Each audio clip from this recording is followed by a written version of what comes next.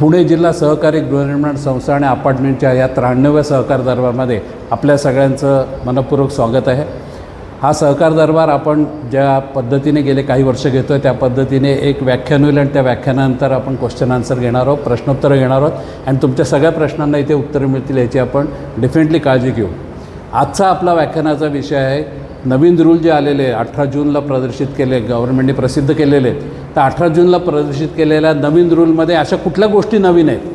आपले बायलॉज जुने रूल होते, पण हे नवीन रूलमध्ये काय नवीन गोष्टी आहे याच्यासंबंधी आपल्याला माहिती देण्यासाठी त्या विषयावर चर्चा करण्यासाठी ॲडव्होकेट कणाद लहाने आपल्यामध्ये इथे उपस्थित आहेत आणि त्यांनी या विषयाचा चांगला अभ्यास केलेला आहे. त्यामुळे त्यांच्या व्याख्यानातून बऱ्याचशा गोष्टी क्लिअर होतील आणि तरी कुठल्या गोष्टी क्लिअर नाही वाटल्या तर आपण व्याख्यानानंतर आपण क्वेश्चन आन्सर सेशन घेऊ, त्याच्यामध्ये या गोष्टी क्लिअर होतील. मी कणाद लहाने सरांना विनंती करतो की त्यांनी त्यांचं व्याख्यान सुरू करावं. सर्वप्रथम मी पुणे फेडरेशन आणि चारुहास सरांचे आभार व्यक्त करतो की त्यांनी हा जो नवीन कायद्यात बदल झालेला आहे ह्या विषयावरती मला माझं मत मांडण्याची संधी दिलेली आहे. तर मित्रांनो, आपण डायरेक्ट विषयाला सुरू करण्याच्या आधी सर्वात पहिल्यांदा समजून घेऊ की रूल्स म्हणजे काय. आणि जर ॲक्ट पहिला आपण जसं सरांनी सांगितलं ॲक्ट बदलला 2019मध्ये, ऑर्डिनन्स पास केलं गेलं. तर पहिलं आपण 2-3 शब्द पहिलं समजून घेऊया. पहिलं ऑर्डिनन्स म्हणजे काय. जेव्हा राज्यपाल किंवा राष्ट्रपती त्यांच्याकडे असलेल्या संविधानाचा विशेष वापर करून कायदा जेव्हा पब्लिश करतात, गॅझेट करतात, त्याला ऑर्डिनन्स म्हणलं जातं. मुळात कायदा बनवण्याचं जे काम आहे हे कायदेमंडळाचं आहे. राज्य सरकारमध्ये जे आहे, राज्य सरकारचे जे 2 हाऊसेस आहेत, विधानसभा आणि विधान परिषद, ह्या दोघांचं काम आहे कायदा बनवण्याचं. आणि केंद्र सरकारच्या केसेसमध्ये हे लोकसभेचं आणि राज्यसभेचं काम आहे कायदा बनवण्याचं. अशा काही वेळा सर्कमस्टन्सेस येत असतात की दोन्ही हाऊस सेशनमध्ये नाही आहेत किंवा हाऊसमध्ये ती गोष्ट इमिडिएटली मांडल्या जाऊ शकत नाही. काळाची गरज इतकी महत्त्वाची आहे की अशा केसेसमध्ये तो कायदा पारित होणं गरजेचं आहे without going to the houses. अशा केसमध्ये राज्याच्या बाबतीमध्ये राज्यपालांना आणि देशाच्या बाबतीमध्ये राष्ट्रपतींना असे ऑर्डिनन्स अध्यादेश पारित करण्याचे पॉवर्स आहेत. फक्त एक कंडिशन असते की असे जे ऑर्डिनन्स पास होतात त्याला दोन्ही हाऊसेसकडनं नंतर मान्यता मिळवावी लागते. आपल्या केसमध्ये आजचा जो टॉपिक आहे, जो ॲक्ट पास झाला होता, महाराष्ट्र कोऑपरेटिव्ह सोसायटीज ॲक्ट, ज्याच्यामध्ये सेक्शन 154B हा ॲड करण्यात आला. हा जो नवीन चॅप्टर ॲड करण्यात आला होता हा अध्यादेशाने ॲड करण्यात आलेला होता. अमेंडमेंट अध्यादेशाद्वारे पारित करण्यात आली होती, ज्याला नंतर विधानसभेमध्ये आणि विधान परिषदेमध्ये मान्यता मिळाली. मग हा एकदा ॲक्ट पास झाला की ॲक्ट म्हणजे काय. तर ॲक्ट म्हणजे असे set of rules, set of नियम जे विधिमंडळाने किंवा राष्ट्रपतींनी अध्यादेशाद्वारे पारित केलेले आहेत, ज्याचा प्रायमरी फोकस आहे नागरिकांना त्यांचे अधिकार बहाल करणे. आणि रूल्स म्हणजे काय. जर आपण ह्याला प्रायमरी टूलला ॲक्ट म्हणलं तर सेकंडरी टूल्स जे आहेत ते रूल्स आहेत. ते रूल्स म्हणजे जे दिलेले मला प्रिन्सिपल ॲक्टमधले अधिकार आहेत त्याचं ॲक्च्युअल प्रोसिजरल इम्प्लिमेंटेशन करायचं कसं हे जे सांगणारे गोष्टी असतात त्या रूल्समध्ये पास होतात. म्हणून कायद्यात एक गोष्ट सांगितली जाते, act and rules are supplementary and complementary to each other. ह्या दोन्ही गोष्टी आपल्या हाताला हात धरून चालत असतात. दोन्ही हाताला हात धरून जेव्हा चालतात तेव्हाच त्या कायद्याचा मूळ उद्देश जो आहे तो फलरूपामध्ये येत असतो. अदरवाईज फक्त ॲक्ट किंवा फक्त रूल्स आयसोलेशनमध्ये जर वाचले तर त्यामधनं आपल्याला एक्झॅक्ट इंटेंट ऑफ लेजिस्लेचर कधीही कळत नाही. आता हे तर मार्जिनली गोष्ट आहे की ॲक्ट जो आहे 2019मध्ये पारित झालेला होता, रूल्स जे आहेत 2026मध्ये आलेले आहेत. तर मुळामध्ये हे रूल्स काय आहेत. आता हे रूल्स असे आहेत का की ह्या रूल्समुळं पूर्वीचं जे कॉपरेटिव्ह सेक्टर होतं हाऊसिंगचं, आज आपण जे काही डिस्कस करणार आहोत हा पर्टिक्युलर हाऊसिंग संदर्भातला आहे, की ह्या रूल्समुळं अगदीच सगळंच बदललं आहे. तर नाही. आता आजचा हा आपला जो विषय आहे ह्या टॉपिकच्या संदर्भातला आपल्याला बेसिक समजून घ्यायचं की ह्या रूलमध्ये झालं काय. तर पहिला ॲक्ट होता 1960चा महाराष्ट्र कोऑपरेटिव्ह सोसायटीज ॲक्ट. त्याच्यात दुरुस्ती केल्या गेली आणि हाऊसिंग सोसायटीसाठी एक चॅप्टर वेगळा ॲड केला गेला. आता तशीच दुरुस्ती 1961चे जे मूळ रूल आहेत, principal rules, Maharashtra cooperative rules 1961, त्याच्यामध्ये बदल करण्यात आलेला आहे आणि त्याच्यामध्ये चॅप्टर 9B हा ॲड करण्यात आलेला आहे. हे जे अमेंडमेंट आलेली आहे 9B. आता 9ब अजून आपण थोडा विस्तारित स्वरूप पाहिलं तर 9ब हा चॅप्टर जो आहे हा एक्सक्लुझिव्हली हाऊसिंग सोसायट्यांसाठीच लागू राहील, बाकी कुठल्याही कॉपरेटिव्ह सेक्टरमधल्या ऑर्गनायझेशनसाठी हा लागू राहणार नाही.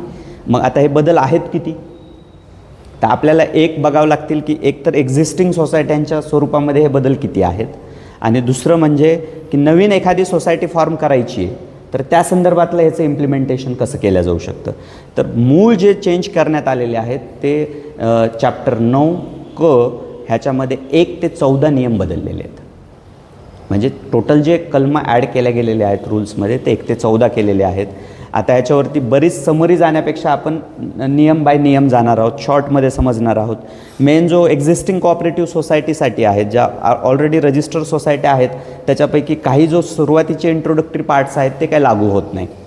सुरुवातीचे इंट्रोडक्टरी पार्ट म्हणजे सगळ्यात पहिला रूल 1 जो आहे तो रूल 1 सांगतो की आता हे रूल इम्प्लिमेंटेशन झाल्यापासनं प्रिन्सिपल रूल्स जे आहेत 1961चे त्याच्यातले बरेच कलमं जे आहेत हे कॉपरेटिव्ह हाऊसिंग सोसायट्यांना लागू राहणार नाही. तर जे खालचे जे 2 ते 14 नियम आहेत तेच फक्त लागू राहतील. म्हणजे एक्सक्लुझिव्हिटी करून टाकलेली आहे हाऊसिंग सोसायट्यांसाठीची सेपरेट, जसं तिकडंही आहे की जे मेन प्रिन्सिपल ॲक्टमध्ये आहे की जे नियम आहेत, जे सेक्शन आहेत मूळ कॉपरेटिव्ह सोसायटीज ॲक्टचे, त्याच्यातली बरीच कलमं ही आता हाऊसिंग सोसायट्यांना लागू राहत नाही. नियम 2 जो आहे आपण लाईन बाय लाईन जाणार आहोत. एक्झॉस्टिव्ह आपण टॉपिकवर डिस्कस करणार आहोत तो म्हणजे मॅनेजमेंट रिलेटेड, की ज्या एक्झिस्टिंग सोसायट्या आहेत त्यांच्या मॅनेजमेंटवर काय इम्पॅक्ट होणार आहे, तो आपला मेन टॉपिक असणार आहे. कारण की तो चेंज बराच मोठा आहे, पण आपल्याला कर्सरली पॉईंट बाय पॉईंट बाकीचे नियम बघावे लागतील. नियम 2 जो आहे ॲप्लिकेशन ऑफ नेम रिझर्वेशन. आता ह्या ॲक्टसोबत ह्या चेंज इन द अमेंडमेंटसोबत त्यांनी काय केलेले आहेत की एक स्पेसिफिक कॉपीज दिलेल्या आहेत फॉर्म्सचे. त्याच्यातला फॉर्म Y1 जो आहे, आता इथनं पुढं जर एखाद्या व्यक्तीला सोसायटी रजिस्टर करायची असेल, बिल्डरला करायची असेल तर त्याचा स्पेसिफिक फॉर्मॅट दिलेला आहे. त्या फॉर्म नंबर Y1 स्वरूपामध्येच तो अर्ज फाईल करायचा निबंधकांच्या ऑफिसमध्ये. आता नियम 3 असा Y1मध्ये जर अर्ज फाईल केला तर Y1मध्ये अर्ज फाईल केला तर निबंधकांनी त्याच्यावरती पहिली ऑर्डर जी पास करायची असते, पहिलं जो पत्र द्यायचं असतं, सोसायटी फॉर्मेशनच्या प्रोसेस बघतोय आपण, पहिलं असतं की जेव्हा अर्ज फाईल होतो तेव्हा नेम रिझर्वेशन आणि बँक अकाउंट ओपनिंगची ऑर्डर पास होत असते. पूर्वी पण होती, आत्ताही तीच प्रोसेस आहे. आता दोन्हीमध्ये काय बदल केलेला आहे तर नेम रिझर्वेशन म्हणजे जसं की आपण उदाहरणासाठी धरू, गणेश रेसिडेन्सीच्या मेंबर्सनी ॲप्लिकेशन केला तर पहिला येतो की Ganesh residency cooperative housing society हे नाव रिझर्व होऊन जातं. आणि दुसरं, जेवढी सभासद संख्या आहे त्यांचं शेअर कॅपिटल PDCC बँकेमध्ये भरण्यासाठीचा एक पत्र दिलं जातं, आदेश दिला जातो. त्यान्वये ते अकाउंट ओपन करून सोसायटीचं प्रपोजल अकाउंट ओपन होऊन त्यात शेअर कॅपिटल जमा केला जातो. आता दोन्ही पूर्वीचा आपण डिस्कस करताना 2 गोष्टी समजणार आहोत. ह्या नियमांमुळे ॲक्च्युली आता काय बदल झाला, एक तर फॉर्मॅट बदलला, फॉर्म करण्याचा जो काही अर्ज आहे नमुना तो बदलला आहे. आता दुसरं ड्युरेशन पण बदललं आहे. पूर्वी काय होतं की एकदा का असं नेम रिझर्वेशन तुम्ही घेतलं तर सोसायटीचा पूर्ण प्रस्ताव हा 3 महिन्याच्या आत 90 दिवसाच्या आत तुम्हाला सबमिट करावा लागत होता. म्हणजे सोसायटी नेम रिझर्व केल्यापासनं सोसायटी रजिस्ट्रेशनचा कालावधी हा 3 महिन्याचा होता, 90 दिवसांचा होता. आता नवीन नियम 3 प्रमाणे हा कालावधी जो आहे हा 60 दिवसाचा आहे. म्हणजे एकदा नेम रिझर्वेशन घेतलं तर तुम्हाला 60 दिवसाच्या आत नेसेसरीली ती सोसायटी रजिस्टर करायची आहे. काही केसेसमध्ये जर 60 दिवसापेक्षा जास्त कालावधी तुम्हाला लागू शकत असेल तर त्या केसमध्ये निबंधकांची विशेष परमिशन तुम्हाला घ्यावी लागेल. म्हणजे सेवा हमी कायद्याअंतर्गत इथे जे आहे राईट टू सर्व्हिसेस ॲक्टला इथं कुठंतरी कोऑर्डिनेट करण्याचा प्रयत्न केला गेलेला आहे रूल्समध्ये, की सोसायटी रजिस्ट्रेशनची प्रक्रिया ही जास्त लांबणीवर पडू नये म्हणून त्याला 2 महिन्याचाच इथं कालावधी दिला आहे. अजून एक गोष्ट केलेली आहे, पूर्वी कुठल्याही सोसायटी रजिस्टर करण्यासाठीची एक फिक्स जी सोसायटी रजिस्ट्रेशनची फीस असायची, आता ती वाढवलेली आहे. पूर्वी काय होतं, इररिस्पेक्टिव्ह ऑफ दी युनिट्स किंवा irrespective of the category of the society सगळ्यांसाठीची फिक्स फीस होती, ती होती 2,500 रुपये. आता त्यांनी काय केलेलं आहे, इथं क्लासिफिकेशन दिलेलं आहे. क्लासिफिकेशनमध्ये त्यांनी 2 टाईप केलेले आहेत. एक म्हणजे कॉपरेटिव्ह हाऊसिंग सोसायटीज आणि हाऊसिंग सोसायटीज किंवा असोसिएशन ऑफ द सोसायटीज, ही जी अपेक्स सोसायटी आपण कॅटेगरी म्हणतो ती दिलेली आहे.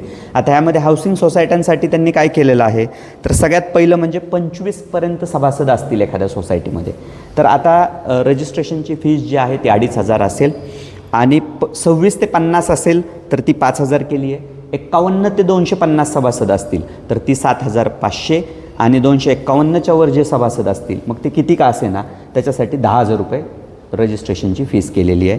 त्याशिवाय आपण जे म्हणू असोसिएशन ऑफ सोसायटीज असेल किंवा हाऊसिंग सोसायटीची जी फेडरल सोसायटी आहे, फेडरेशन हा शब्द त्याच्यात यूज नाही आहे रूल्समध्ये, पण 5 सोसायटी एकत्र येऊन जी त्यांची पॅरेंटल बॉडी बनवतात, अशा दोन्ही सोसायट्यांसाठी असोसिएशन किंवा मग फेडरेशनसाठी नोंदणीची फीस जी आहे त्यांनी आता 5,000 केलेली आहे. हे क्लासिफिकेशन एक चेंज त्यांनी फायनान्शियल ॲस्पेक्टच्या बाबतीत केलेलं आहे. आता आपण पुढल्या नियमाकडे जाऊ. नियम 4. नियम 4मध्ये त्यांनी दिलेलं आहे कंडिशन ऑफ मेंबरशिप. आता ह्याच्या आधी काय होतं, बऱ्याच वेळा अनरजिस्टर्ड डॉक्युमेंट्स घेऊन संस्थेकडे सभासद यायचे आणि सांगायचे की आता माझ्याकडे हे अनरजिस्टर्ड इन्स्ट्रुमेंट आहे, मला मेंबरशिप द्या. आता इथं त्यांनी 2 गोष्टी कंपल्सरी केल्या. एक म्हणजे मेंबरशिपसाठीचा एक वेगळा जो काही आहे ॲप्लिकेशन फॉर्मॅट त्यांनी ॲक्टमध्ये दिलेला आहे, त्या ॲप्लिकेशन फॉर्मॅटप्रमाणे अर्ज केला पाहिजे. आणि मेंबरशिप किंवा चेंज इन द मेंबरशिप आता तुम्ही फक्त रजिस्टर्ड इन्स्ट्रुमेंट म्हणजे असे कुठलेही दस्त जे भारतीय रजिस्ट्रेशन अधिनियम 1908च्या तरतुदीनुसार नोंदणीकृत आहेत, अशाच नोंदणीकृत केसेसमध्ये तुम्हाला मेंबरशिप किंवा मेंबरशिप मिळवता येईल. ही एक इम्पॉर्टंट कंडिशन त्यांनी इन्सर्ट केलेली आहे रूलमध्ये. आता पुढं जाणार आहोत आपण नियम 5. नियम 5 डिस्कस करतो असोसिएट मेंबरशिपबद्दल. 2019मध्ये जी काही नाती दिलेली होती 154 कलमाच्या डेफिनेशन क्लॉजमध्ये, साधारण भाऊ बहीण, आई वडील, मुलगा, सासू सासरे, मेवना मेवणी, ह्या सगळ्यांना जे फॅमिलीच्या डेफिनेशनमध्ये ॲड केलेलं होतं, ते ॲक्ट असं सांगायचं की यांना असोसिएट मेंबरशिप पण मिळवता येते. पण असोसिएट मेंबरशिप एक्झॅक्टली कशी मिळवायची ह्याच्या संदर्भामध्ये कुठंच काही क्लॅरिटी नव्हती. आता ह्या जो नियम आहे आपला नियम 6 ह्याच्यामध्ये नियम 5 ह्याच्यामध्ये सांगितलेलं आहे की अशा असोसिएट मेंबर्सला सोसायटीची असोसिएट मेंबरशिप जी डिफाईन फॅमिलीमध्ये केलेली आहे त्यांना मेंबरशिप घेता येईल. त्याच्यासाठीचा फॉर्म Y5 ॲनेक्शर्स भरून द्यायचेत आणि असा भरून दिलेला फॉर्म्स ॲक्सेप्ट करून मॅनेजमेंटने ठराव पास करून त्यांना असोसिएट मेंबर म्हणून रेकॉर्डवर घ्यायचे. आता 2 कंडिशन्स येतात अशा केसेसमध्ये. असोसिएट मेंबर तर झाला, उद्या एखादा उदाहरण म्हणून सांगतो आहे की एखाद्या माणसाने आपल्या मेहुण्याला असोसिएट मेंबर करून घेतला, दोघांमध्ये उद्या वाद निर्माण झाले, मग त्याची असोसिएट मेंबरशिप आता काढून घ्यायची. तर कशी काढून घ्यायची, प्रिन्सिपल ॲक्ट काहीच सांगत नव्हता आणि जुने नियम तर ह्याच्या बाबतीमध्ये कंप्लीट सायलेंट होते. नवीन नियमाप्रमाणे 2 गोष्टी सांगितलेल्या आहेत. असोसिएट मेंबर सीज कधी होईल, असोसिएट मेंबरशिप रद्द कधी समजण्यात येईल. एक म्हणजे असा असोसिएट मेंबर डेथ झाला तर, किंवा जो काही मेन मेंबर आहे सोसायटीचा त्यानं रिटर्न रिक्वेस्ट सोसायटीला केली की तुम्ही आता ज्याला मी असोसिएट मेंबर केले त्याचं कॅन्सलेशन करून टाका. अशा केसेसमध्ये कॅन्सलेशन ऑफ असोसिएट मेंबरची तरतूद ही नवीन नियम 5मध्ये दिलेली आहे. नवीन नियम 6 प्रोव्हिजनल मेंबरशिप, टेम्पररी मेंबरशिप आपण ज्याला म्हणतो. आता ही टेम्पररी मेंबरशिप जी आहे ही बऱ्याच अंशी 1-2 गोष्टींवरती केल्या जायची. एक म्हणजे नॉमिनेशन आहे आणि नॉमिनी आहे. आता आपल्याला सुप्रीम कोर्टाच्या एका नियमाप्रमाणे गोष्ट क्लिअर झालेली आहे, नॉमिनीला पदसिद्ध असे काही कुठले मालकीचे अधिकार प्राप्त होत नाही. नॉमिनीचं कॅरेक्टर हे ट्रस्टीचं कॅरेक्टर असतं. नॉमिनीचं काम असतं की ते योग्य क्लेमंटच्या हातामध्ये त्या प्रॉपर्टीचे स्टेक्स त्यांनी कन्वे करणे. मग आता जोपर्यंत अशी प्रोसेस करायची आहे, नॉमिनी तर दिलेला आहे, तो लिगल हेअर नाही आहे, त्याला कायदेशीररित्या ती प्रॉपर्टी मिळू शकत नाही. आता अशा केसमध्ये त्याला जे इमिडिएट आपल्या सोसायटीकडनं रिलीफ दिला जातो तो म्हणजे नॉमिनल टेम्पररी मेंबरशिप दिल्या जात होती. आता अशी टेम्पररी मेंबरशिप एकतर नॉमिनेशनच्या केसमध्ये देता येईल नवीन नियमाप्रमाणे, किंवा अशी बऱ्याच वेळा काय अंशी होतं की बऱ्याच फॅमिलीजमध्ये फॅमिली अरेंजमेंट म्हणून एक प्रकार आहे. फॅमिली अरेंजमेंट म्हणून हा जो प्रकार आहे तो आपण काय म्हणतो की फॅमिली अरेंजमेंट थ्रू मला प्रॉपर्टी आलेली आहे किंवा फॅमिली प्रायव्हेट ट्रस्ट बनवल्या जातात. तर हा एक थोडासा युनिक कन्सेप्ट आहे आणि थोडा कायदेशीर याच्यावर थोडी लाईट टाकणं आपल्याला गरजेचं आहे ह्या रूलच्या अनुषंगाने. की काय होतं की एखाद्या एकत्र कुटुंबाची जर बरीच मिळकत असेल, मोठी मिळकत असेल, त्याच्यातले काही फ्लॅट्स असतील, ते वेगवेगळ्या सोसायट्यांमध्ये असतील, तर अशा केसमध्ये आपण ज्याला वाटणी म्हणतो, पार्टिशन वाटपपत्र म्हणतो, त्याच धर्तीवरती एक इन्स्ट्रुमेंट रजिस्टर केलं जातं, त्याला वाटणी न म्हणता फॅमिली अरेंजमेंट म्हणलं जातं. फॅमिली अरेंजमेंटमध्ये काय होतं की उदाहरण म्हणून मी सांगतो, 2 भाऊ आहेत आणि 2 भावांमध्ये एक अरेंजमेंट अशी झालेली आहे की पुण्यातल्या पिंपळे सौदागर भागातले जे काही फॅमिलीचे फ्लॅट्स आहेत ते सगळे फ्लॅट्स जे आहेत तो मोठा भाऊ त्याच्या नावाने राहतील आणि बाकी वाकडमधले जे फ्लॅट्स आहेत तो छोट्या भावाच्या नावाने राहतील. ह्या दोघांमध्ये अरेंजमेंट झाली. बऱ्याच अंशी ही अरेंजमेंट लेखी स्वरूपामध्ये मॅनेजमेंटकडे दिल्या जायची आणि त्यावरनं नॉमिनल मेंबरशिप ॲक्सेप्ट करा किंवा नॉमिनल मेंबरशिप द्या अशी रिक्विजिट यायची. आता ह्या केसमध्ये सांगितले ज्या फॅमिली अरेंजमेंट्स येतील अशा ह्या रजिस्टर असल्या पाहिजेत आणि अशा रजिस्टर जर फॅमिली अरेंजमेंट असतील तर त्यानुसारच जी काय आहे नॉमिनल मेंबरशिपची प्रक्रिया पूर्ण करता येईल. एक पहिलं केस नॉमिनीमध्ये किंवा मग दुसरं फॅमिली अरेंजमेंटच्या केसमध्ये त्या पद्धतीने ती करता येऊ शकते. आपण पुढं जाऊया. आता महत्त्वाचा पार्ट येतो नियम 7 आणि बऱ्याच जिव्हाराचा विषय असतो एज्युकेशनल ट्रेनिंग कॉपरेटिव्ह सेक्टरमध्ये. आता बऱ्याच वेळा आम्ही प्रॅक्टिसमध्ये एक गोष्ट पाहतो, काही वेळा मॅनेजमेंट कमिटीचे मेंबर्स येत असतात, काही अडचणी घेऊन येतात, तक्रार झालेली असते, एखादी इन्क्वायरी चालू असते रजिस्ट्रारची आणि एक जनरली विचारलं की तुम्ही मग हा नियम का नाही पाळला, त्याच्यावरती त्यांचं उत्तर असं असतं की वकील साहेब आम्हाला हा नियमच माहीत नव्हता. तर आपल्या सर्वांना एक गोष्ट महत्त्वाची ही म्हणजे की ignorance of law is not excuse. म्हणजे कुठलाच असा भारताचा नागरिक हे नाही सांगू शकत की त्याला ज्ञात नव्हतं की भारतामध्ये असा कुठला कायदा प्रचलित आहे. जेव्हा कायदा इम्प्लिमेंट झाला त्या दिवशी तो प्रत्येकाला माहिती झाला असं कायद्यामध्ये गृहीतक आहे, प्रिझम्पशन आहे. मग अशा केसमध्ये एक तर गोष्ट अगदी महत्त्वाची आहे की बऱ्याच वेळा आपण फेडरेशनच्या लेक्चरमध्ये सर सांगत असतात कॉपरेटिव्ह हाऊसिंग सोसायट्यांचं कामकाज करणं म्हणजे लष्कराच्या भागप्या भाजण्याचं काम आहे, थँक्सलेस जॉब आहे. आता ह्याच्यासाठीचा जो शब्द दिलेला आहे ऑनररी काम आहे. ऑनररी काम म्हणजे त्या कामाच्या स्वरूपामध्ये एक्सपेक्टेशन इज जस्ट ऑनर. मी जे काम करतो एक सभासद जो काही मॅनेजमेंटचं काम करतो त्याला काय अपेक्षित आहे त्या कामाच्या स्वरूपात, सर्वांनी सन्मानपूर्वक त्यांना वागणूक द्यावी हेच अपेक्षा आहे त्याच्या मोबदल्याची. मग अशा केसमध्ये वेगळं काही असं प्रशिक्षण जुन्या कायद्यात जरी तरतूद असली तरी बऱ्याच अंशी घेतल्या नव्हतं जात. तर आता ह्यांनी नवीन जे नियम आहेत ह्याच्यामध्ये 2 गोष्टी फार महत्त्वाच्या केलेल्या आहेत की ॲन्युअली आता अशा एज्युकेशनल ट्रेनिंग प्रोग्राम घ्यायचे. त्याच्यासाठी फंड क्रिएशनचा जो आपण पुढं नियमात बघणार आहोत त्यासाठी वेगळे फंड क्रिएशनचा एक स्पेसिफिकली त्यांनी हेड तयार ठेवलेलाच आहे. पूर्वी होता, आत्ताही तेवढीच अमाऊंट आहे. आता अशा ट्रेनिंग ज्या आहेत ह्या ट्रेनिंग कधी घेतल्या जातील तर हे नियम 7 जो सांगतो आता ही ट्रेनिंग कुणी घ्यायची आहे. पूर्वी होतं मॅनेजमेंटनी घ्यायची आहे, आता अशी ट्रेनिंग सर्व सभासदांनी घ्यायची आहे, मॅनेजमेंटनी घ्यायची आहे आणि employees of society. Employees of society म्हणजे तुमच्याकडे मॅनेजर असतील, असोसिएट मॅनेजर असतील, फायनान्सची एखादी टीम असेल, अकाउंटंट टीम असेल, अशा सर्वांनी घ्यायची आहे. आणि ह्याची फ्रिक्वेन्सी पण दिली आहे. म्हणजे काय व्हायचं, ट्रेनिंग घेतली कागदावरती घेतली पण एक्झॅक्टली काय घेतली, कुणी घेतली, किती वेळा घेतली ह्या गोष्टी कुठेही नोट केल्या जात नव्हत्या. म्हणून नियम 7 जो आहे तो नियम 7 सांगतो की मेंबरसाठी प्रत्येक वर्षातनं ॲटलिस्ट एक सेशन 3 तासाचा झाला पाहिजे ट्रेनिंगचा मेंबर्ससाठी, जनरल मेंबर्स. आणि मॅनेजमेंट म्हणजे मॅनेजमेंट कमिटी मेंबर्स आणि एम्प्लॉईज ऑफ सोसायटीसाठी 3-3 तासाचे वर्षातनं ॲटलिस्ट 2 सेशन झाले पाहिजेत. ट्रेनिंग ही वायटल पार्ट करून टाकलेली आहे या नियमानुसार. आता पुढं जाणार आहोत आपण. नियम 8. नियम 8 जो आहे हा नॉमिनेशन रिलेटेड आहे. नॉमिनेशन रिलेटेड ही जी नियम 8 आहे ह्याच्यामध्ये ॲज सच असा काही फार मोठा बदल नाही आहे. जशी पूर्वीची नॉमिनेशनची प्रक्रिया होती तीच त्यांनी रिटेन केलेली आहे. फक्त कॅन्सलेशनचा जो अधिकार होता, जो कॅन्सल कधी करता येत होतं, बऱ्याच अंशी काय होतं की नॉमिनेशन द्यायचं पण नॉमिनेशन कॅन्सल करण्यासाठी असे कुठले एक्सप्रेस नियम लिहिले गेलेले नव्हते जे आत्ता लिहिले गेलेले आहेत.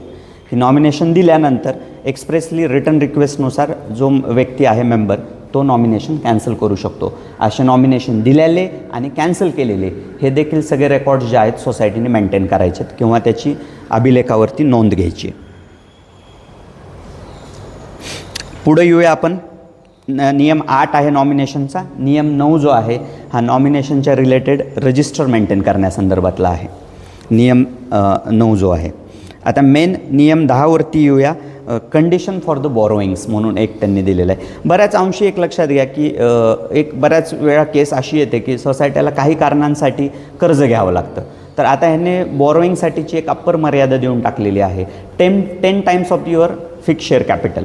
जे काही तुमचं शेअर कॅपिटल आहे त्याच्या 10 पट तुम्हाला बॉरोइंग घेता येऊ शकते. आता हा थोडा अकाउंटिंगचा पार्ट येऊ शकतो की फिक्स शेअर कॅपिटलमध्ये बऱ्याच ज्या केसमध्ये कन्व्हेन्स डीड झालेला आहे, कन्व्हेन्स डीडची देखील बुक ऑफ अकाउंट्सवरती एंट्री घेतल्या जाते, लँडची कॉस्ट इन्क्लूड केली जाते. मग शेअरची जी काही एकंदरीत शेअर व्हॅल्यू वाढते कन्व्हेन्सनंतर. मग ह्याच्या 10 टाईम्स का जे काही फिक्स शेअर कॅपिटल आहे आपलं 500 इंटू जे काही आपण जे घेतो मेंबर्स हा थोडासा डिस्कशनचा टॉपिक आहे. या संदर्भामध्ये आपले जे काही फायनान्शियल एक्सपर्ट्स असतील त्यांच्याकडनं आपण ॲडवाईस घेऊन पुढे जाऊ शकतो. आता मेन येऊया आपण क्रिएशन ऑफ फंड्स. बऱ्याच अंशी हा थोडासा डिस्प्यूटचा टॉपिक येतो की कुठले कुठले फंड सोसायट्यांनी घेतले पाहिजेत, एक्झॅक्टली हेड्स काय असले पाहिजे.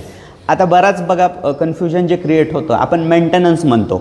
मग मेंटेनन्स म्हणलं की सर्वांना काय त्याच्यावरती बरेच तर्कवितर्क घेतले जातात की मेंटेनन्स एक कॉमन प्रश्न जो येत असतो, मेंटेनन्स हा पर स्क्वेअर फूटवर पाहिजे का मेंटेनन्स हा इक्वल पाहिजे. बरं, आता जर पर स्क्वेअर फीटवर घेत असतील एखादे चार्जेस तर ते कार्पेटवर घेतले पाहिजेत, बिल्टअपवर घेतले पाहिजेत का सुपर बिल्टअपवर घेतले पाहिजेत. मग ह्या संदर्भामध्ये जुने जे आपले नियम आहेत किंवा आपले जुने बायलॉज आहेत ह्याच्यावरती कुठेही क्लॅरिटी ॲज सच ह्या पॉईंटवर नव्हती की एरिया ऑफ द फ्लॅट म्हणजे कुठला एरिया घ्यायचा. तर नवीन नियमामध्ये आपण त्या पॉईंटवरती जाऊया. त्याआधी समजून घेऊया क्रिएशन ऑफ फंड्सचे हेड काय काय दिलेले आहेत त्यांनी, नवीन ह्याच्यामध्ये कुठले कुठले फंड्स आहेत. बरेच जे जुने हेड्स आहेत तेच कंटिन्यू केलेले आहेत आणि त्याचं प्रत्येकाचं ॲप्रोशन दिलेलं आहे, म्हणजे ते कुठल्या बेसिसवरती कलेक्ट करायचे हे त्यांनी क्लॅरिफाय केलेलं आहे. सगळ्यात पहिलं म्हणजे आपण समजून घेऊ लेव्ही ऑफ फंड्समध्ये रिझर्व्ह फंड. आता रिझर्व्ह फंडमध्ये येणारी जी अमाऊंट असेल ती तुमची शेअर कॅपिटलची अकाउंट असेल, एंट्रन्स फीसची अकाउंट असेल आणि त्यानंतर ट्रान्सफर ऑफ शेअर्सचे जे काही पैसे येत असतात ट्रान्सफर फीसचे हे सगळे सोसायटीच्या रिझर्व्ह फंडमध्ये जातील. दुसरा आहे सिंकिंग फंड, तिसरा आहे रिपेअर मेंटेनन्स फंड, चौथा आहे मेजर रिपेअर फंड्स, पाचवा आहे इलेक्शन फंड्स, त्याच्यानंतर वेलफेअर फंड, कॉर्पस फंड आणि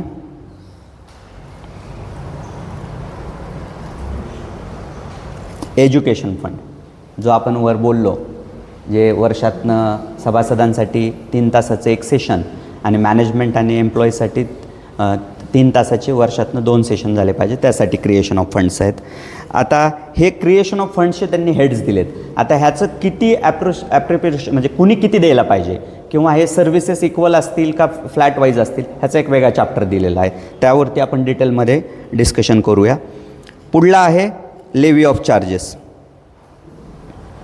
जो मी तुम्हाला सांगितला. आता ह्याच्यात मेजर आपण पॉईंट बाय पॉईंट जाणारच आहोत. सगळ्यात पहिला जिव्हाळ्याचा एक विषय सांगतो. इथं जो मेजर बदल झालेला आहे तो म्हणजे पूर्वी आपल्याला 21% सिम्पल इंटरेस्ट चार्ज केला जात होता. आपण जे काही मेंटेनन्स जे लोक पे करायचे त्यांच्यासाठी, आता ह्या नियमाप्रमाणे 12% केलेलं आहे. 21वरनं 12 केलेलं आहे सिम्पल इंटरेस्ट. आता हे जो लेव्ही ऑफ चार्जेसचं आहे ह्याच्यामध्ये मेजर जुन्या कायद्यामध्ये नवीन कायद्यामधला जर आपण बदल पाहिला, पहिला 21चं 12% केलेलं आहे. आता 21चं 12 एक डिस्प्युटेड पॉईंट येतो की मग हे कधीपासून लागू करायचं. सगळ्यात महत्त्वाची गोष्ट येईल हे कधीपासून लागू करायचं. तर एखादा कुठलाही नियम किंवा कायदा आला तर त्याची एक एन्फोर्समेंटची डेट दिली जाते की हा कायदा ह्या तारखेपासून लागू होईल, आणि डेट दिली नसेल तर ज्या दिवशी तो ऑफिशियली गॅझेटमध्ये पब्लिश झाला तोच डेट पकडावी लागते.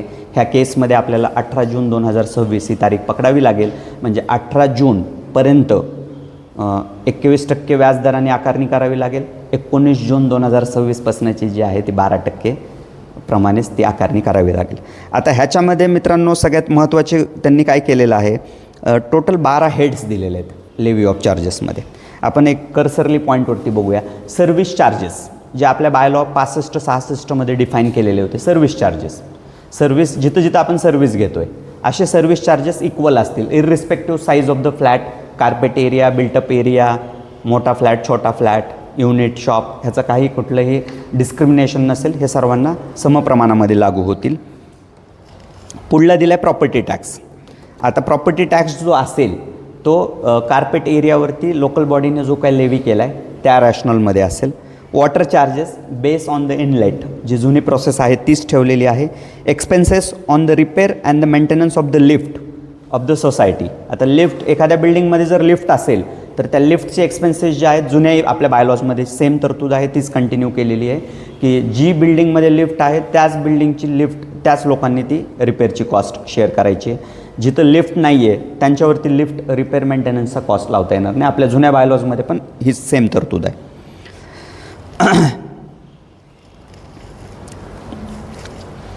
Car parking charges general body जे डिफाईन करेल ते, जनरल बॉडीला कम्प्लिटली ऑटोनॉमी दिलेली आहे.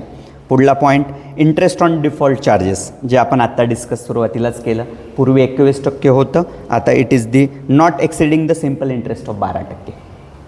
त्याच्यानंतर नॉन ऑक्युपन्सी चार्जेस, पूर्वी 10% अप टू 10% ही वर्डिंग होती 2001च्या सर्क्युलरमध्ये.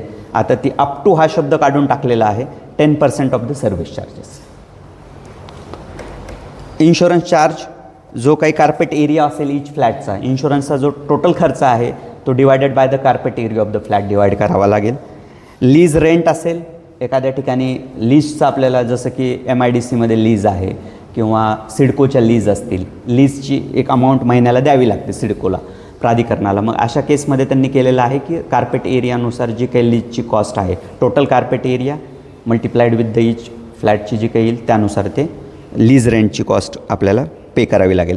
त्यानंतर मेन येतो आपण पॉईंटवरती, जे आपण क्रिएशन ऑफ फंड्समध्ये पहिल्या रूल्समध्ये डिस्कस केले. त्यातला पहिला आहे सिंकिंग फंड. सिंकिंग फंड जुनीच कॅल्क्युलेशन रिटेन ठेवलेले आहेत.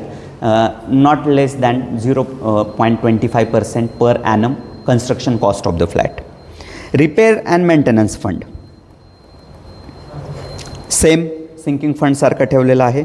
मेजर रिपेअर फंड, जो आपल्या बायलॉ 13 जुन्या बायलॉजमध्ये, जो आपला पूर्वीचा बायलॉज, आता जुना म्हणणं चुकीचं आहे कारण की नवीन अजून आलेले नाही आहेत, पण जे नियमानुसार आता येतील ते बायलॉ, तर बायलॉज 13मध्ये जे डिफाईन केलेलं होतं मेजर रिपेअर फंडसाठी, आता मेजर रिपेअर फंड्स कसे काढायचे, तर मेजर रिपेअर फंड्स टोटल जे काही तुम्हाला लागणार आहेत that is divided by the total carpet area of the society multiplied with the each flat, जो काही प्रत्येक फ्लॅटचा कार्पेट एरिया असेल तो. इथं एक गोष्ट महत्त्वाची केली, कारण की रेरा आल्यानंतर आपल्याला सर्वांना माहिती आहे, रेरा इम्प्लिमेंटेशन झाल्यानंतर थोडं रेराने एक गोष्ट क्लिअर करण्याचा प्रयत्न केला. पूर्वी फारच अशा इनोव्हेटिव्ह कन्सेप्ट्स या रिअल इस्टेट लॉबीने काढलेल्या होत्या. म्हणजे एकतर built up area, super built up area, saleable built up area, असे 3-4 कन्सेप्ट ज्या काढलेल्या होत्या व्हॅल्युएशनसाठी आणि याच्यासाठी, त्या सगळ्या रेराने काढून टाकल्या. रेराने सांगितलं की जे काही तुम्हाला फ्लॅट विकायचे आहेत, दुकान विकायचे आहेत, गाळे विकायचे आहेत, आता हे रॅशनली तुम्हाला कार्पेट एरियावरती विकायचे आहेत. आता हे कार्पेट आल्यामुळं काय होत होतं, कन्फ्युजन 2 लोकांमध्ये होत होतं मित्रांनो. एक म्हणजे इंडेक्स 2 असायचा, ज्याचं 2015मध्ये फ्लॅट घेतलेला आहे, 2010मध्ये घेतलेला आहे, किंवा रेरा येण्याच्या आधी घेतलेला आहे. त्याच्या या एरिया ऑफ द फ्लॅटमध्ये सुपर बिल्टअप एरिया, आणि ज्यांचा फ्लॅट नंतरचा आहे त्याच्यामध्ये कार्पेट एरिया. मग ज्यांचा कार्पेट एरिया आहे मार्जिनली दोन्हीमध्ये बराच डिफरन्स असणार आहे. काही केसमध्ये 40% ते 80% फरक जाणवत होता. मग एक आर्ग्युमेंट यायचं की ज्यांचा कार्पेट आहे ते म्हणायचं नाही, कार्पेटप्रमाणे तुम्ही आमचा घ्या आणि त्यांचा एरिया जो इंडेक्स 2मध्ये दिलेला आहे तो घ्या. तर ह्याच्यामध्ये क्लिअर केलं आहे, मेजर रिपेअर फंड्स जे महत्त्वाचे येतील ते आता तुम्हाला कार्पेट एरियाप्रमाणेच घ्यायचे आहेत, कार्पेट एरिया काढायचे आहेत. आता पुढं भविष्यात हा प्रश्न रूलमध्ये नाही आहे पण एक प्रॅक्टिसमध्ये येऊ शकतो, तो मग आता कार्पेट एरिया काढायचा कसा. आमच्या तर ॲग्रीमेंटमध्ये कार्पेट एरिया दिलेलाच नाही आहे. आमच्या ॲग्रीमेंटमध्ये काय दिलेलं आहे, इंडेक्समध्ये काय दिलेलं आहे, तर built up area, super built up area किंवा सेलेबल बिल्टअप एरिया दिला आहे. अशा केसमध्ये सोसायट्यांना क्लिअर व्ह्यूसाठी एक गोष्ट महत्त्वाची लागेल, ते म्हणजे महानगरपालिकेने सँक्शन केलेले प्लॅन जे आहेत, फ्लोर प्लॅन्स, त्याच्यामध्ये फ्लॅटचा जो कार्पेट एरिया दिला आहे आता तो रॅशनल पकडून मेजर रिपेअर फंड्स कॉन्ट्रीब्यूट करावे लागतील. Education and training ₹10 per member fix, जो जुना होता तोच कंटिन्यू केलेला आहे. Election funds equal, welfare funds voluntary राहतील.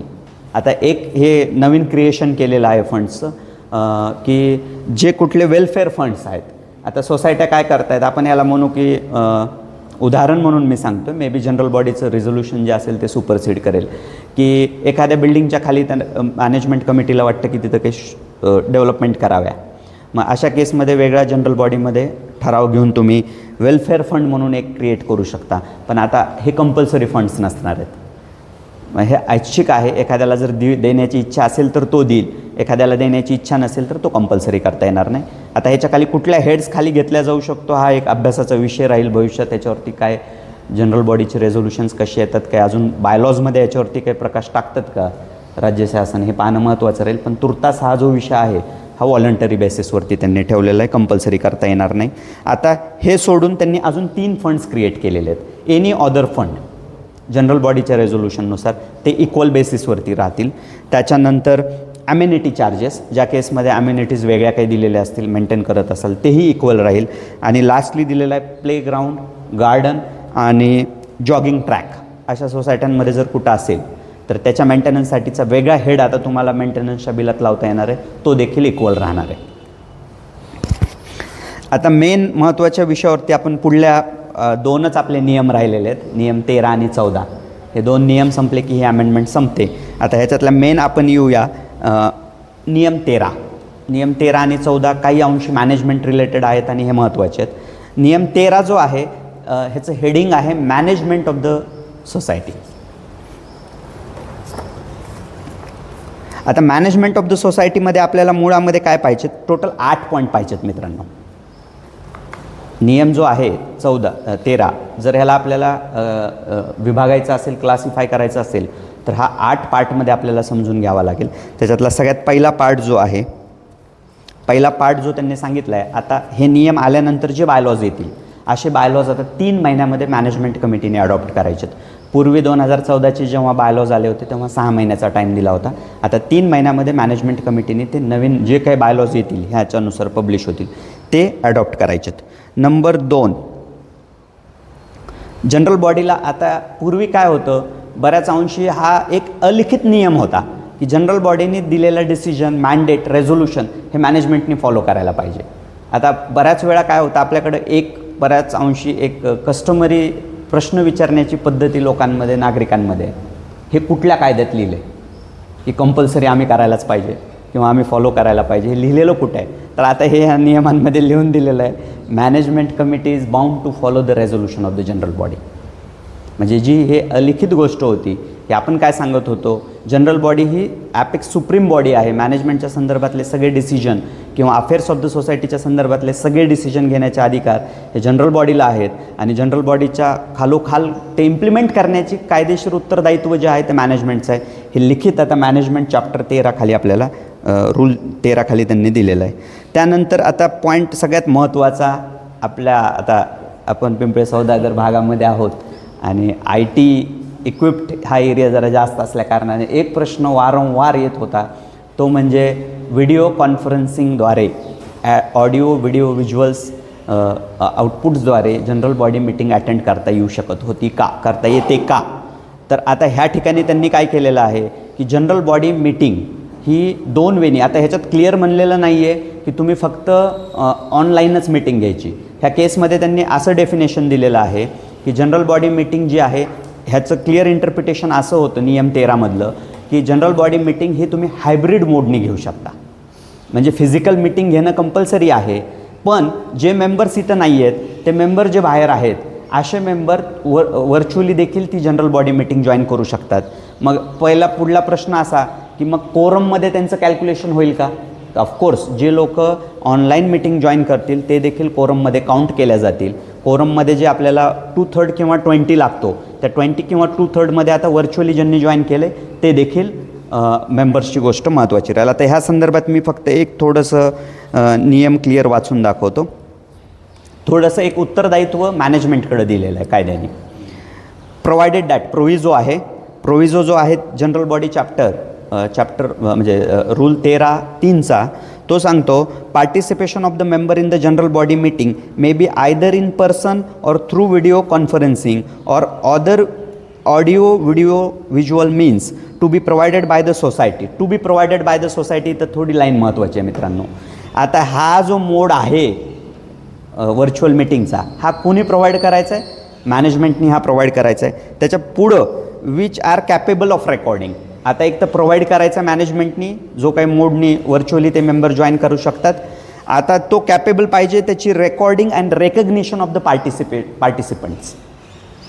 नुसता मोड प्रोव्हाइड नाही करायचा, त्याची रेकॉर्डिंग पण झाली पाहिजे आणि त्यांनी रेकग्नाईज केलं पाहिजे की कोण व्यक्ती ती मीटिंग पार्टिसिपेट करतोय. आणि आता त्याच्यानंतर हे जे काही रेकॉर्डिंग झालेलं असेल हे रेकॉर्डिंग मॅनेजमेंटनी स्टोअर करायचे. म्हणजे हे टेक्नॉलॉजीनुसार थोडी आता मॅनेजमेंटला याची मदत घ्यावी लागेल की एक तर पार्टिसिपेशन, स्टोरिंग आणि रेकॉर्डिंग ह्या तिन्ही उत्तरदायित्व दिलेलं आहे मॅनेजमेंटकडं. आणि तो मोड देखील, म्हणजे बऱ्याच अंशी आपण मोड म्हणलं तर आत्ता जे प्रचलित आहेत झूम मीटिंग, गुगल मीट किंवा वेबएक्स आता ह्याच्यापैकी कुठलं वापरायचं, नुसतं ते वापरायचं नाही तर आता ते स्टोअर पण झालं पाहिजे आणि तोच व्यक्ती ज्याला तुम्ही इन्व्हाइट करताय त्याचा रजिस्टर ईमेलवरती तोच व्यक्तीने ते पार्टिसिपेट केलेलं आहे ह्याची खात्री देखील मॅनेजमेंटने करायची. हा थोडासा मला वाटतं महत्त्वाचा पॉईंट आहे आणि ह्या संदर्भामध्ये मॅनेजमेंट कमिटींनी थोडंसं जागरूक होऊन टेक्नॉलॉजी एक्सपर्ट्सची मदत घेणं गरजेचं भविष्यात राहू शकतं. कोरम जो होता तो 2/3 किंवा 20 आहे. जसं मी आधीच एक्सप्लेन केलं की त्याच्यामध्ये VCद्वारे जे लोक येतील ते देखील इन्क्लूड राहतील. वोटिंग पर्सेंटेज कुठलाही ठराव जो आहे except in case of the redevelopment proposals, रिडेव्हलपमेंटसाठी त्यांनी वेगळे आता पुढं रूल्स दिलेले आहेत ते आपण एक थोडक्यात पाहणारच आहोत. सिम्पल मेजॉरिटी वोटिंगनी प्रत्येक रेझोल्युशन पास होईल 51%. रिडेव्हलपमेंटसाठी आता स्पेशल जनरल इथं रिडेव्हलपमेंटसाठीचा जो स्पेशल त्यांनी तरतूद टाकलेली आहे त्याच्यामध्ये त्यांनी सगळ्यात पहिलं आपल्याला माहिती आहे रेझोल्युशन जे पास होतात रिडेव्हलपमेंटचे ते बहुअंशी काही 51% मेजॉरिटीने नाही पास होत. त्यासाठी जास्त मेजॉरिटीची गरज पडते आणि बऱ्याच अंशी तेवढा सभासद संख्या बसत नाही. म्हणून ह्यांनी आता 2 इथं एक्सप्रेसली ह्यांना कंडिशन प्रेसिडेंट करून टाकलेले आहेत.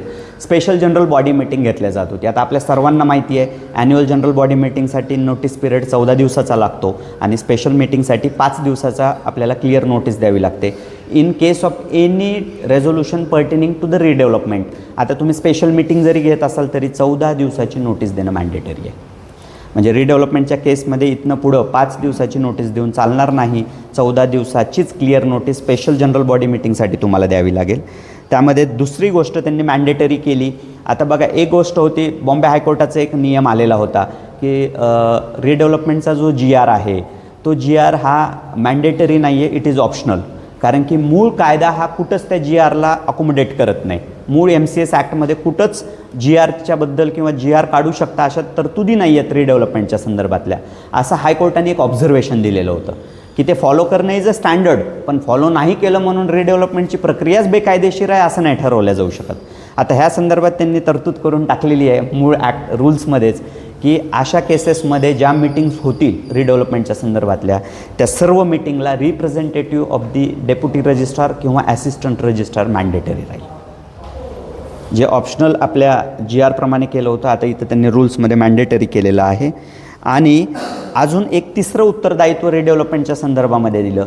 रिडेव्हलपमेंटच्या संदर्भातल्या सगळ्या मीटिंग्स आयदर त्या हायब्रिड असतील किंवा कम्प्लिटली फिजिकल असतील त्या पूर्ण मीटिंग्स रेकॉर्ड झाल्या पाहिजेत. ते रेकॉर्ड झालेल्या मीटिंगची एक रेकॉर्डिंग ही चेअरमननी स्वतः प्रिझर्व करायची आहे आणि त्याची एक काउंटर कॉपी ही रजिस्ट्रार ज्यांच्या ज्युरिडिक्शनमध्ये सोसायटी रजिस्टर आहे त्यांच्या ऑफिसमध्ये सबमिट करायची. म्हणजे फक्त आता रेकॉर्डिंग एका ठिकाणी नाही चालून टाकणार. ही स्पेशल केस फक्त रिडेव्हलपमेंटच्या संदर्भामध्ये नवीन नियमांमध्ये आहे. कोऑप्शनच्या संदर्भामध्ये पूर्वी जे होतं याच्या संदर्भात 3-4 नियम वेगवेगळे आलेले होते. 2019च्या आधी 2014ची इलेक्शन नियमावली आली. त्यानंतर 2021मध्ये पूर्वी 2च करता येऊ शकत होते. आता हे सगळं काढून टाकलेलं आहे. कोऑप्शन करण्यासाठी रजिस्ट्रार ऑफिसच्या कुठल्याच इंटरव्ह्यूची गरज नसेल आणि कोऑप्शनची पूर्ण प्रक्रिया मॅनेजमेंट स्वतःच्या पूर्ण अकॉर्डमध्ये करू शकते. अजून एक महत्त्वाचा मॅनेजमेंट रिलेटेड पॉईंटवरती आपण येऊया.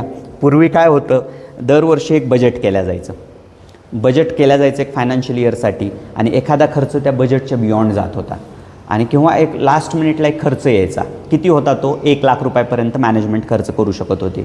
आत्ताची कंडिशन किंवा जे आत्ताचे आपण 2026चे जर पाहिलं तर त्यांनी ते वाढवलं आहे.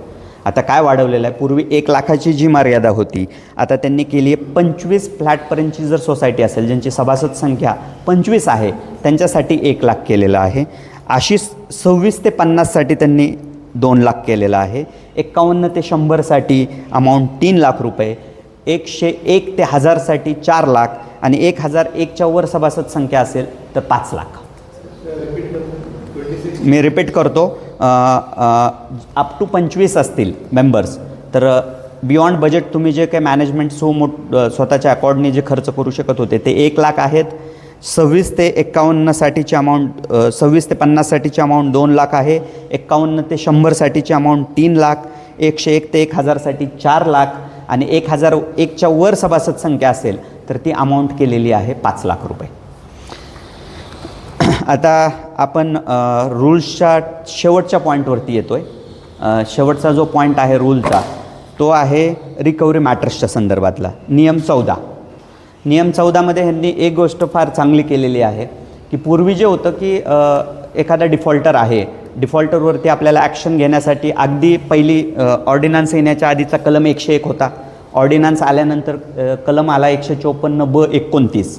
मग 154(ब)29चा अर्ज फाईल केला आणि पहिली हिअरिंग झाली की एक परिपत्रक होतं सहकार खात्याचं, ज्याच्यानुसार आयुक्तांनी सांगितलेलं होतं अशा डेप्युटी रजिस्ट्रारला की रिकव्हरीची जी प्रोसिडिंग चालते, केस चालतात, अर्ज चालतो, तो 6 महिन्याच्या आत डिस्पोज करायचा आहे. आता नियम 14 सांगतो की रजिस्ट्रारने अशा सगळ्या गोष्टी क्रिएट करायच्या, अशा सगळे इन्फ्रास्ट्रक्चरनुसार हे करायचं की रिकव्हरी सर्टिफिकेटसाठी आलेले अर्ज त्याच्या पहिल्या सुनावणीच्या तारखेपासून 3 महिन्याच्या आत डिस्पोज झाले पाहिजेत. 6 महिने परिपत्रकानुसार होतं. आता नियमांमध्येच त्यांनी बदल केल्यामुळं परिपत्रक वाचण्याची आपल्याला गरज नाही, नियमामध्ये 3 महिने. पण आता एक गोष्ट इथं महत्त्वाची केली आहे, not from the date of application for the recovery certificate. अर्ज ज्या दिवशी तुम्ही केला तिथनं पुढं 3 महिने नाही आहे मित्रांनो. पहिली सुनावणी ज्या दिवशी होईल तुमची त्या पहिल्या सुनावणीपासून 3 महिने. मग हा काळ का दिला की आता हे पहिली सुनावणीनं अर्ज फाईल केला ह्याच्यामधली जी प्रक्रिया आहे, scrutiny, payment of inquiry fees, ह्याच्यामध्ये पोटेन्शियली वेळ जात असतो. बऱ्याच वेळा संस्था डिफेक्टिव्ह अर्ज फाईल करत असते, तिकीट चिटकवत नाही, ठराव जोडत नाही, ट्रू कॉपीज नसतात, 3 नोटिसेस पूर्णतः कंप्लाय केलेले नसतात. तर ते पूर्ण कंप्लाय केले आणि पहिली हिअरिंग झाली की तिथनं पुढं 3 महिने, म्हणजे मेंटेनन्स रिकव्हरी लवकर देत नाही किंवा आमच्याकडं हॅबिच्युअल येतात, तर इथनं पुढं हा एक्सक्यूज राहणार नाही. ह्याशिवाय ह्या नियमात 14नुसार एक बदल अजून त्यांनी केलेला आहे. रिकव्हरी सर्टिफिकेटचा ॲप्लिकेशनचा फॉर्मॅट बदललेला आहे आणि तो देखील अपेंडिक्स किंवा ॲनेक्शर्समध्ये त्यांनी वेगळा फॉर्मॅट दिलेला आहे. हे टोटल नियम जे आहेत चॅप्टर 9(क) 1 ते 14 नवीन बदल झालेले आहेत. धन्यवाद लहाने सर. आपण